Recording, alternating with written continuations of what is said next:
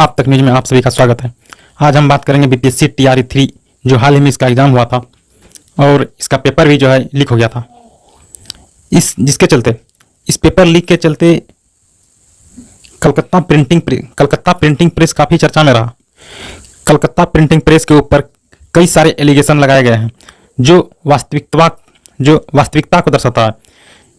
पिछले बिहार पुलिस का एग्जाम का जो पेपर लीकेज हुआ था और एग्जाम होने के बाद 2 दिन के बाद एग्जाम कैंसिल हो गया था, तो वो जो बिहार पुलिस का क्वेश्चन लीकेज हुआ था उसी कलकत्ता प्रिंटिंग प्रेस से हुआ था। और बहुत सारे एग्जाम के जो है क्वेश्चन कलकत्ता प्रिंटिंग प्रेस से ही लीकेज हुआ था, जिसके कारण उसके ऊपर कई सारे एलिगेशन लगा हुआ है। इतनी सारी एलिगेशन लगने के बावजूद भी बिहार सरकार कलकत्ता प्रिंटिंग प्रेस को ही क्वेश्चन पेपर छापने का जिम्मेवारी क्यों दिया उसको, जबकि टीआरई 3 के पहले जो बिहार पुलिस का एग्जाम हुआ था उसमें पेपर जो लीकेज हुआ था कलकत्ता की प्रिंटिंग प्रेस से ही लीकेज हुआ था। और पिछले टीआरई 1 और टीआरई 2 ये दोनों परीक्षा के जो क्वेश्चन पेपर थे वो कलकत्ता के ही प्रिंटिंग प्रेस से निकला हुआ था। हालांकि उसमें पेपर लीकेज नहीं हुआ था, लेकिन क्या पता कि जब इतने सारे एलिगेशन उस प्रिंटिंग प्रेस पे लगा हुआ हो तो हो सकता है कि टीआरई 1 और टीआरई 2 दोनों में क्वेश्चन आउट हुआ है, क्योंकि एक चोर के ऊपर आप भरोसा नहीं कर सकते हैं। इतने सारे एलिगेशन लगने के बावजूद भी आप कैसे देती उस प्रिंटिंग प्रेस को क्वेश्चन छापने के लिए? एक चोर के ऊपर आप कैसे भरोसा कर लिए कि वह चोरी नहीं कर सकता है? और जहां तक विजेंद्र गुप्ता बताते हैं कि प्रिंटिंग प्रेस में एक रीडिंग सेक्शन होता है, वहां पे आपके डाटा को पढ़ा जाता है, स्पेलिंग मिस्टेक वगैरह सब देखा जाता है, उसके बाद वो प्रिंटिंग निकालता है। तो कहीं ना कहीं या तो आप जहां डाटा तैयार किए वहां से लीकेज हुआ है या फिर वो रीडिंग सेक्शन से लीकेज हुआ है।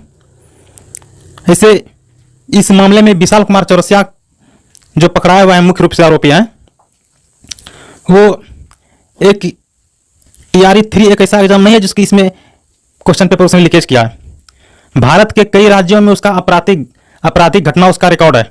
जैसे कि मैं बता दूं, एमपी हो गया, दिल्ली हो गया, बंगाल हो गया, यूपी, बिहार और उड़ीसा और अनेकों राज्यों में पेपर लीकेज के मामले में उसका आपराधिक घटना रिकॉर्ड है। विशाल कुमार चौरसिया का बड़ा भाई जो निशांत गौरव उनका नाम है, वह रेलवे में जेई है। और ये दावा के साथ विजेंद्र गुप्ता बता रहे हैं कि वह एक फर्जीवाड़े तरीके से रेलवे में जेई बन के वो गया है और टीआरई 3 का क्वेश्चन का सॉल्व जो है वही किया है। ये दोनों भाई मिलके क्वेश्चन लीकेज का काम क्या करते हैं। विजेंद्र कुमार गुप्ता के ऊपर भी दानापुर केस में उसको पुलिस खोज रही है। हालांकि वो अभी सिलेंडर नहीं करेंगे, क्योंकि बीपीएससी टीआरई 3 में जितने भी अपराधी हैं उनका पकड़वाने का काम विजेंद्र कुमार गुप्ता कर रहे हैं। हालांकि वो भी एक अपराधी ही है, दानापुर का केस उसके ऊपर लगा हुआ है और उनका कहना है जब तक हम सभी को और सरकार को सच्चाई पूरा बता नहीं देते हैं तब तक हम दानापुर के इस मामले में सिलेंडर नहीं करेंगे। अगर वो सिलेंडर कर दिया, अगर दानापुर वाला केस में अगर उसको पुलिस पुनः रिमांड पे लेती है तो वह सरकार की और इस सिस्टम की सारी खेल कैसे कैसे खेला गया है उसके पास सबूत भी है। वह सारा सबूत उसी दिन उसको प्रशासन को बताएगा वो। और बीपीएससी टीआरई 3 में यूपी जौनपुर का अजीत और अजय चौहान ये दोनों मिलकर इसमें क्वेश्चन पेपर लीकेज करने का काम किया है। और जैसा हमें मालूम है कि 64वीं बीपीएससी से लेकर अभी तक जो बीपीएससी एग्जाम ले रही है मेन बीपीएससी का, उसका सभी पेपर जो है पटना के कलकत्ता के ब्लेसिंग प्रिंटिंग प्रेस में ही जो है प्रिंट होता है। और एक ही कंपनी को शुरू से अंत तक टेंडर देना, जिसके ऊपर इतना सारा एलिगेशन लगा हो, कहाँ तक सही है ये तो मुझे पता नहीं। इस मामले में सरकार ही कुछ बोल सकती है।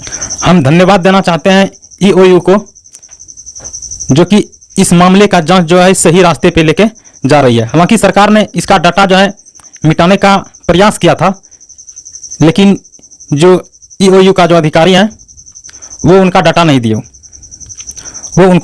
नहीं दिए। उनको सिर्फ साबित करना था कि सरकार का कहना था कि क्वेश्चन लीकेज नहीं हुआ है, लेकिन लीकेज हुआ था, यह वास्तविकता है और ईओयू ने उसको साबित किया। और ईओयू जो है बड़े मछली को पकड़ने का प्रयास कर रही है। इसमें हालांकि इसमें बहुत सारे अधिकारी का, नेता का नाम आ रहा है धीरे धीरे।